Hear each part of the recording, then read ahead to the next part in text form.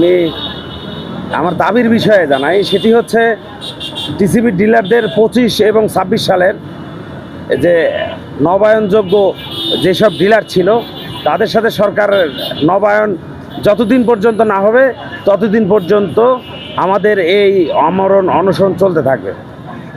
দ্বিতীয়ত আপনি আর একটা প্রশ্ন করছেন আমাদের দাবির বিষয়ে। দেখেন, একটা প্রতিষ্ঠান থেকে আমাদেরকে একটা কর্মচারীকে বাদ দিতে হলেও তাকে সুনির্দিষ্ট কারণ দেখিয়ে, কারণ দর্শানোর নোটিশ দেখিয়ে, তাকে সেই নোটিশের জবাবে যদি সেই প্রতিষ্ঠান যদি খুশি না হয় সেই ক্ষেত্রে তাকে বাদ দিয়ে দেয়।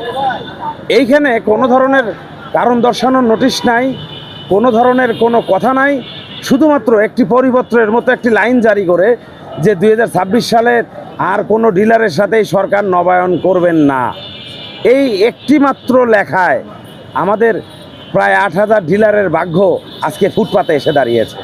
যে কারণে আমাদের এই আমরণ অনশন, এমনি তো না খেয়েই মরতে হবে, তার চাইতে এভাবেই আমাদের এই যে সোনিয়াপার মতো দিকে দিকে মরি না, সমস্যা কি? তাও তো মানুষ জানবে যে আমাদের অধিকার আদায়ের জন্য আজকে আমরা রাস্তার ফুটপাতে দাঁড়িয়ে আজকে আমরা মৃত্যুর সাথে লড়ছি।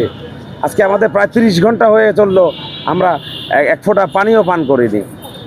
বাংলাদেশের প্রধানমন্ত্রী জনাব তারেক রহমানের কাছে আমাদের বিনীত অনুরোধ, আমাদের বিষয়গুলো নিয়ে একটু পজিটিভলি চিন্তা করে আমাদের এই বিষয়গুলো, আমাদের এই পুরাতন অভিজ্ঞ ডিলারদের তাদের ডিলারশিপ ফিরিয়ে দেওয়া হোক।